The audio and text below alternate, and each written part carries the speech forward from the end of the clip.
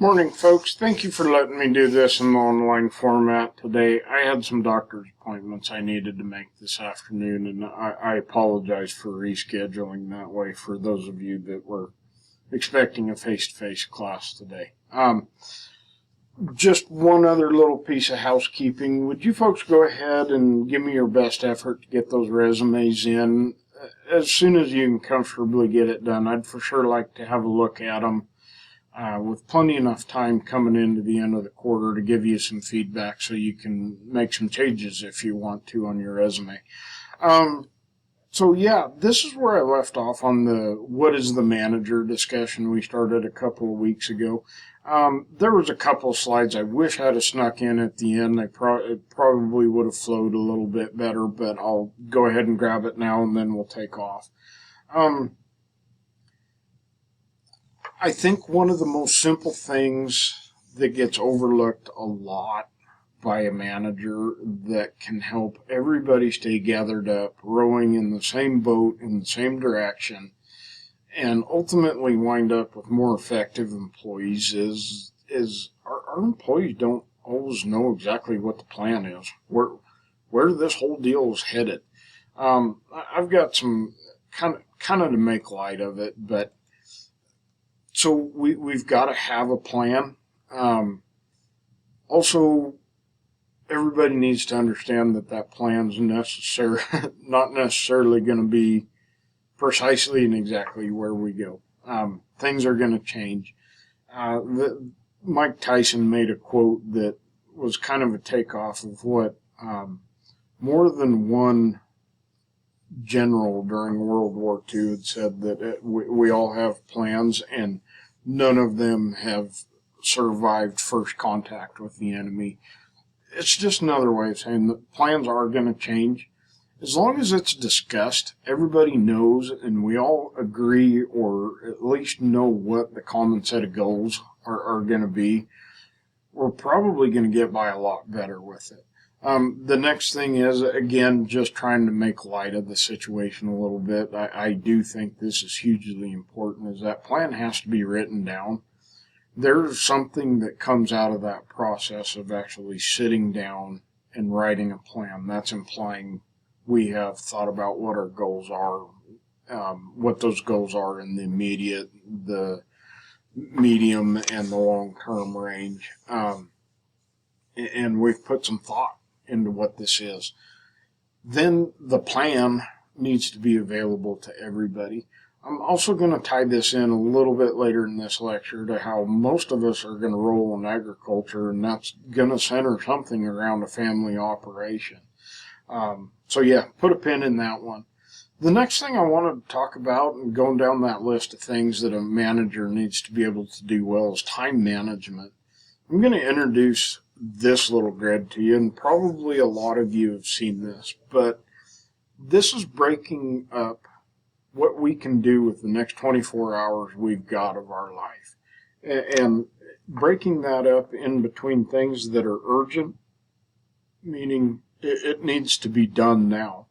Urgent is going to imply there's a fire, that fire needs to be put out. And then we've got not urgent, meaning we have time to deal with this. Time may be on our side or is not the critical component right now. And then we're also going to break it up into things that are really, really important and things that are not important. We can all make that call on everything we do in all four of these categories. I understand you can all read through this and look through this, but there's some really good lessons to be learned here. And this isn't just for the manager. I mean, this can be you in your personal life. But how much of our day gets spent with crisis management? Now, for you as a student, that may mean you have something due at 9 o'clock this morning or tomorrow morning, and now all of a sudden it's become crisis. Then there's the medical emergencies, pressing problems, deadline-driven projects, last-minute preparations for scheduled activities. So all of these kind of make the important list. it does need to be done. It is maybe even mission critical stuff to get done. But the word I want to key in on is crisis or near crisis, meaning we're spending a lot of time fighting fire that needs to be fought. Conversely, interruptions, mail and reports, some meetings that we have to go to. So while that meeting may be very urgent, meaning that now is the deadline, now is the appointed time. How many times have you been on a Zoom meeting where you actually got off of it and you're like, well, that's, an hour of my life I don't get back. And then a whole bunch of popular activities that a lot of us take part in, not necessarily important, but it is urgent. Then we can go up into quadrant 2. These are things that are not urgent. I do not mean to imply that they don't need to be done or anything. I'm just saying time is not the most critical component of this. But preparation and planning, prevention, values clarification, that one's getting a little bit swami woo-woo out there, but yeah, there it is. Exercise, I should probably come up with a better term for that, but what I'm trying to get at is healthy being, or balance and moderation in all things. Relationship building. Take that as you will, but right now I'm kind of cutting it off at, in agriculture particularly, we still all require the personal touch, and it's those professional relationships and that trust in the people we're doing business with, for, or around that still makes a lot of what is us. So relationship building is very important. No less important on the personal level, but I'm certainly going to leave that to somebody more qualified than I to speak to. And then true recreation or relaxation activities.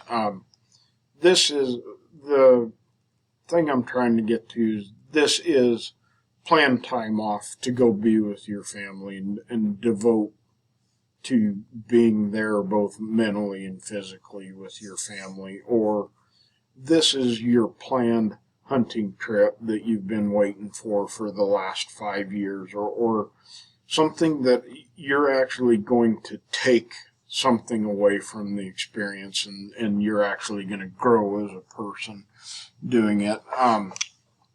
Right. So those are things that are not necessarily urgent, but they are vitally important, and they are mission critical in and of themselves.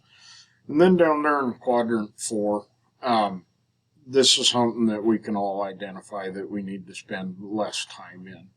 Trivia and busy work, junk mail, that's probably going to be more applicable to pretty much everything that's coming in over a social media platform. While it may be interesting and it may be a way to escape some pressure for a minute, it's not important and it's not urgent. There are a lot of people out there in the world that want time from you, but they're not necessarily enriching you, or it's not a trade like it ought to be. Time wasters, so that's, again, scrolling through social media or playing solitaire on your cell phone, or, one of 100 other things like that. Escapist activities, those are behaviors that are doing nothing more than basically to deny the here and now, and maybe even the lack of planning, so the crisis management that you're having to do. Nobody can be on red alert at level 10 all the time, and eventually there is a breaking point and you start looking for some sort of an escape from it. And a lot of times nothing else has changed other than you are participating in a bury your head in the sand type activity. We've all got something, whether it is actually watching some, meaningless drivel on Netflix or whatever, but all pretty easy to understand how we can avoid quadrant 4. Quadrant 3 can be irritating, and we can all understand how we kind of want to stay out of that one as well. What I want to focus on is if you really were honest with me and evaluated how much of the next 24 hours or the last 24 hours did you spend in quadrant 1 or quadrant 2. And to me, the bigger question is, if you spent more time living inside of quadrant 2, how much less of quadrant 1 would you be dealing with? And I think the answer is probably quite a bit. Okay, so here's maybe another way to ask some pretty similar questions to what I was just asking is, so number 1, is this important? Just because this is where my head is out, is getting cattle that are out, my cows got out and they're standing on the road right now. Is that important to go deal with? Yep. That certainly makes its way into the urgent category. So this is a fire that needs to be fought. The thing about it is, here's the knock-on questions that I think are even more important. Can I change or affect it? And the answer is no. The cattle are out. The horse left the barn. I can't change that now. So if I can't change it, that means that I probably had a failure of planning or prevention there. The next question is, can I measure it? So I'm going to have to go spend some time over here in quadrant 1. Can I measure what benefit I got out of spending in 1? I mean, all this time I had to spend there, I couldn't get away from it. It was important and it was urgent. But did it do anything other than get me back to 0? If I failed to accomplish anything other than just got me back to 0 or got the fire put out, I probably needed to spend some more time over there in quadrant 2, and I wouldn't have had to do that. Most of the time, if everybody was honest, we're going to spend the bulk of our time in quadrant 1. The way to stop that and the way to move over to where we ought to be focusing in quadrant 2 is just spend more time there. That is the tough thing to get a hold of. The next thing I want to do, and taking off on this exactly, is introduce you to a guy that came from Italy quite some time ago, and I think he's a pretty intelligent fellow, and introduce something that he wrote about a lot. And it's something that we've kind of come to accept as a truism now, but it was pretty revolutionary thinking. He was applying it to economics way back when. I mean, even far enough back to where people in Europe had to kind of worry what the Catholic Church was going to say if they wouldn't wind up on the naughty boy list and the Pope wouldn't kind of come after them. So Vilfredo Pareto was an Italian thinker, and he came up with what we now call the Pareto principle, and some of you have probably heard of this. Long story short, and if I can paraphrase a whole bunch about what a very intelligent person had to say, is that 20% of my output, or 20% of what my farm or ranch is going to produce, came from 80% of my time. Conversely, 20% of my time was responsible for 80% of my output. If I can go back a slide and say, okay, does this make any more sense right now? The 20% of the time I allowed myself to live in quadrant 2, where I actually ought to be, was responsible for 80% of what I actually accomplished on my farm or ranch. So the planning I did for next year, the preparation I did for next year, thinking through things that need to be done, I stayed healthy. I maintained good relationships with the people I'm working for, with, or around.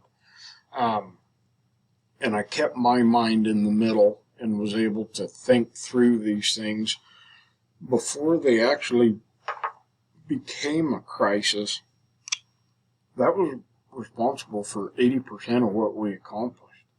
Only 20% of what we actually got done came out of the management that I did, where I spent 80% of my time over here in the urgent and important category. So hopefully that kind of makes sense. Oddly enough, when you start applying this to all sorts of other things in your life, it starts making sense. Have any of you been part of a volunteer organization? 80% of what gets done by 20% of the volunteers. As an instructor, I look out there and say, who gets the A's? 80% of the A's get accomplished by 20% of the students. So old Vilfredo, he kind of had one or two things figured out, and I would challenge you to apply that to yourself as it were being a manager. So the next thing I wanted to cover after time management was probably information management. And I got to say, this looks a whole lot different today than when I was sitting in your chair, 100 years ago, whenever that was. Information is not knowledge. I think a lot of you folks have a challenge that I just didn't have to deal with when I was your age. You have so much information at your fingertips, and you can gather it so quickly. In some realms, I believe we're operating on information overload. And by that, I mean it is so available, it is so easy to get, but I think everybody would probably agree with me when I say that all the information that you get is not necessarily good, and there might be a whole raft of it that isn't necessarily worth your time or consideration. You may have spent a long time researching or reading about something, but you didn't really learn anything. A lot of what's available and out there right now boils down to one person's circumstance or experience with a very narrow set of issues that we're dealing with. It may or may not apply to you, and their circumstance may not be a good enough match that you can actually learn something. There's a whole ream of information out there that probably isn't going to be very helpful to you. The flip side of that coin is that we absolutely have to stay up to date, and in some instances we even need to be cutting edge. I mean, right out there on the bleeding edge of what is new out there in order to survive and make sure we're taking care of ourselves economically. So managing all this information actually becomes a little bit of an issue. So we need to figure out what information is needed. Also, where can you find valid information? We're especially now changing to where so much of what gets put out there is definitely authored and put out by somebody who has an agenda, and more than likely they're even passionate about their agenda. As a result, a lot of the information out there is probably going to be skewed or a little bit distorted as viewed through somebody else's prism. It's not necessarily getting you the data or information you need for you to make an appropriate decision for what's going on your outfit. The other thing to look into is what will this information cost you in terms of how do I get this gathered up. So probably the first one is time. It can take a lot of your time just reading through this or listening to enough people to try to gather up something that you're reasonably certain is fact and something that you can use in your own decision-making process. There's certainly going to be money involved with it. So examples of this are you paying for a subscription to a faster internet service or paying to a subscription for more timely or broader based market condition reports? Those are some pretty concrete examples that we're going to be dealing with in agriculture. And then the other one is what I put inside air quotes called tuition. And by that, I do not mean like going over to the registrar's office and cutting a check for tuition. I mean, you try something and you invest money in doing it and it doesn't necessarily work and your tuition dollars were spent on, well, now I know not to do that. And hopefully you can gain enough lessons and do enough learning in the process to make up for whatever the tuition bills are in the meantime. And another question is, will this information help achieve the goals of the ranch? Or is it simply interesting right now and we're slipping into one, we're using some time in one of those categories that isn't necessarily helping us right now? The next one is self-management, and please forgive me that I definitely put a livestock slant on this, but I'll tell a really quick story in order to arrive at my point. So I grew up on a ranch where my dad certainly came from the buckaroo mentality. It was all about how much of a horseman you can be and doing it the right way. And for lack of a better term, everybody just kind of grew up under it, and it was an accepted set of rules and way of being. Now then, here's the next part of the story.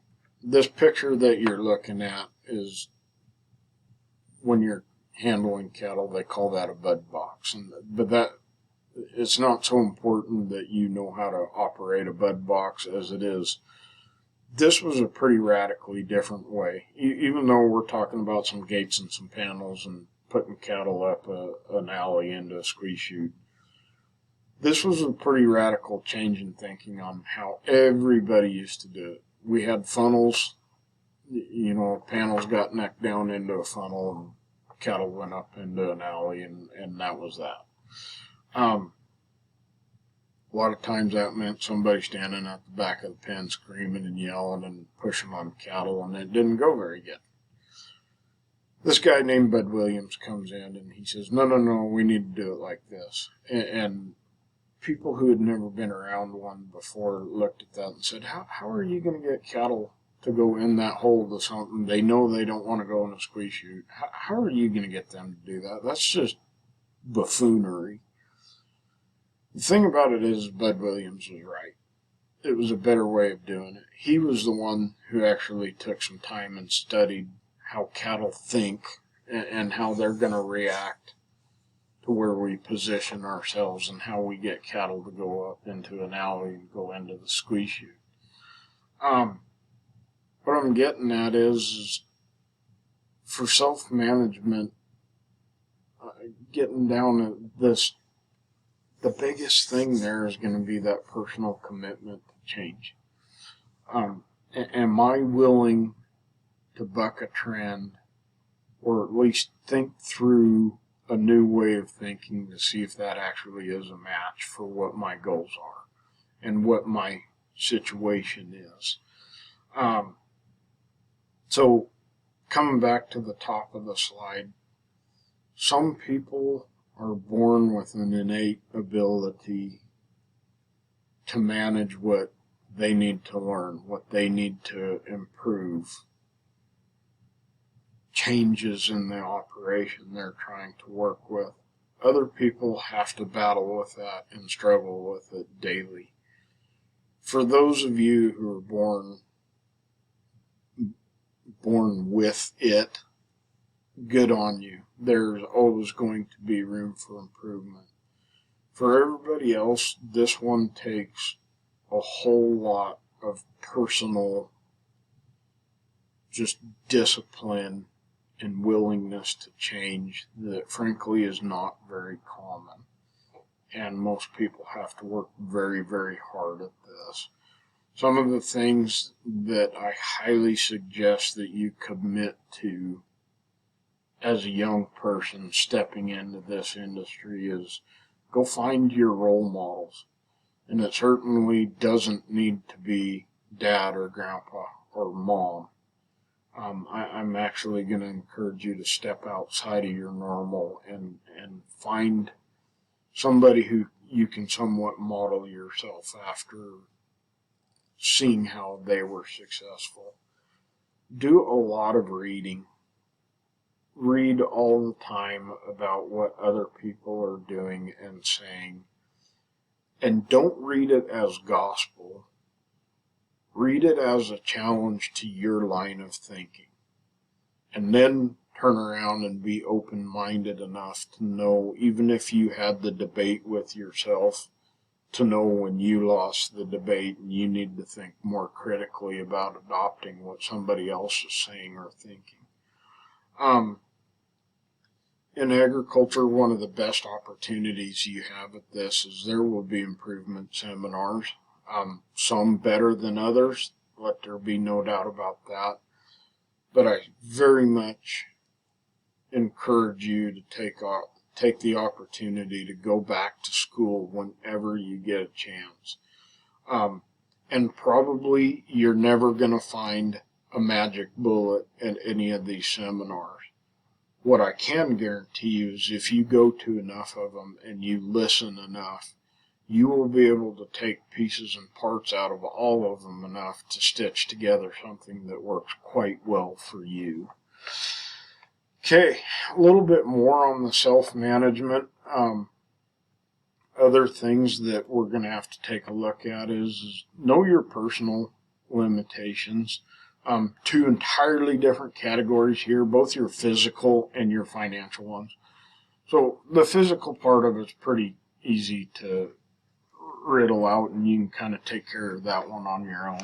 The financial part, for a lot of us, upon entering into one industry or another, it's going to actually take us a minute to figure out how the dollars flow and how they can work for us and how many dollars we need to have to accomplish the goals that we've set forward, or how do we get enough dollars to start moving that direction. We need to mitigate risk, and risk is such a huge, broad category that, there's almost days of material right there, but certainly physical risk. Gone are the days where it's okay to see somebody get hurt inside of agriculture. The deal in my little world is it used to always be funny to have kind of bronky horses around. That's kind of gone. Well, it used to be cool that there was a bunch of people that worked on ranches that actually were, by God, pretty good on horseback and could kind of deal with that monkey business. Those days are gone, and we can't afford to have anybody getting hurt. The stink of getting somebody hurt on your place stays with you for a long time, and we're beyond that, and we need to pay very close attention to it and be more safety conscious. Certainly financial risk, and that's going to run the gamut from how much risk am I at today of diesel prices continuing to go up, clear through I have a commodity that I need to sell, and what are the risks of the sale price going down from what they are today. huge category of risk right there. And then emotional risk. Again, I'm not the best person to speak to that, but also gone are the days where we don't necessarily pay attention to the emotional well-being of the people we're surrounding ourselves with. We, as an industry, need to do a much better job there. One of the next ones, and I'm sorry if somebody their eyes start rolling back in their head right now, and they're like, oh, dear God, I don't want to hear somebody talk about teamwork again. I actually heard a slant on this that I wanted to share with you. I picked this up at a Ranching for Profit deal, but one of the better definitions of teamwork I've heard is that means we need to share all of the consequences of the decisions made on that outfit. And that means sharing the positive consequences right along with the not so positive stuff that's going to happen. We all need to share in the good and the bad. All too often, managers within agriculture gather unto themselves all the negative risks. Pretty good about sharing, I'm sorry, I didn't mean to say negative risks, negative consequences. And taking that on as, hey, I'm the one that made the decision. Anything that bad has happened is on me. Whereas we're actually pretty good at handing credit along when things go right. Unfortunately, the problem with the manager taking all of the negative aspects of that and not sharing it with everybody involved is we go through we suffer a pretty bad turnover in management and a pretty big lack of effective management at time because, I guess for lack of a better explanation, managers get in their head because things aren't going right. And it isn't necessarily something that they can control very well. You can't control weather. So we either wind up with ineffective or less than optimal or brand new rookie management, and that's not necessarily where we want to be. So problem solving and management accuracy. Managers do need to be accurate. Some of the other things are is a good manager is going to step back daily. Again, another little cool pearl of wisdom that I learned at a Ranching for Profit school was they were highly encouraging. I don't care if you go find the corner of an old wrecked out barn that's only 300 yards from your house, but that's where your office needs to be. And their point was, and I very much agree with them and want to pass it along to you, is that we need to strive for a little bit better separation between our work and our personal life. Even if you and your family do own this farm or ranch, we need to have a place where we're at work, and then we need to have home. You folks are probably still young enough that you're going to view this as, yeah, mom and dad were out working all day, and then they came home and they talked about working all day. There really wasn't this relaxed spot where I'm home, I'm going to chill out for a minute, enjoy my family, and work isn't going anywhere. It was there when I left 10 minutes ago, and by God, it'll be there in the morning when I get back. So they were looking for this, even if it took a physically different spot. And another way to put this is you need to provide yourself the time and the physical location to take a step back for a minute daily. It makes you a bunch crisper mentally if you can do that. Take care of your body. Again, the last person in the world that needs to be chirping at anybody about that. All I can say about that is I wished I'd have made different decisions and I didn't have this spare tire pointing the way for me everywhere. It's better. The other thing is, again, if I was doing a self evaluation here, is get a sense of humor. I've got that little cutesy saying from Bugs Bunny right there, but yeah, those problems were there when you left. They'll be there in the morning. A lot of times the best way to deal with it is, well, you can't ignore it. You can laugh at it. The problem's still going to be there, but it might give you a different perspective to deal with.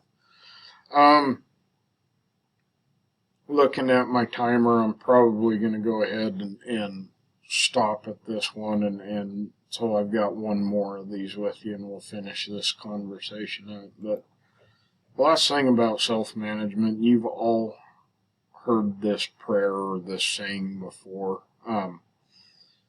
so you don't need to view this as a prayer, but, grant me the serenity to accept the things I can't change.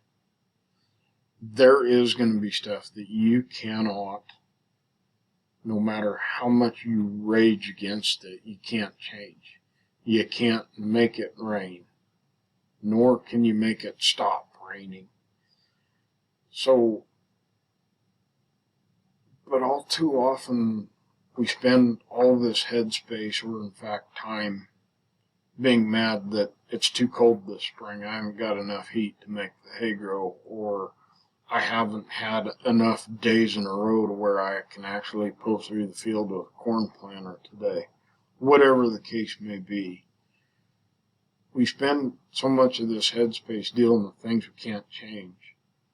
Yet, there's 99 problems that I could tackle and plan my way out of and learn my way out of if I just had the intestinal fortitude or the personal discipline to go ahead and think through it and commit to making the change necessary to head that problem off from happening again.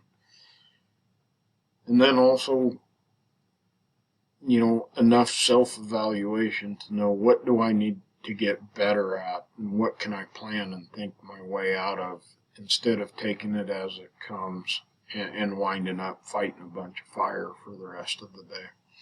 All right, that's what I had for the day. Thank you for your attention, folks. And again, please get those resumes sent in to me. Bye.